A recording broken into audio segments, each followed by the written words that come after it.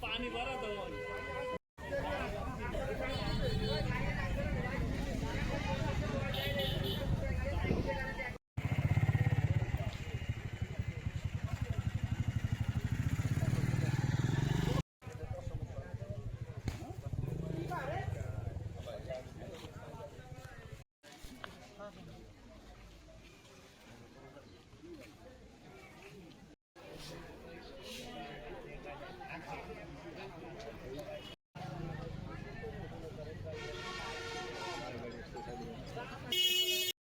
দেওয়ার জন্য উন্মুক্তভাবে সেই মালগুলো এখানে এই ট্রলিতে নিয়ে যাচ্ছিল। ট্রলিওয়ালা নিয়ন্ত্রণ হারিয়ে এই গর্তের ভিতর পড়ে যায়, ক্ষতিগ্রস্ত হয়ে গেছে। চিনি, ডাউল এগুলো বেশি ক্ষতিগ্রস্ত হয়েছে।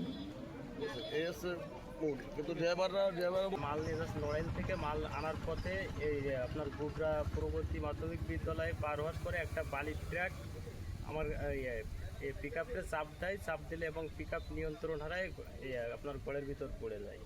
তারপরে ড্রাইভার মারাত্মকভাবে ক্ষতিগ্রস্ত। তাদের সাথে সাথে আপনার সদর হাসপাতালে পাঠানো হয়েছে স্থানীয় লোকজন।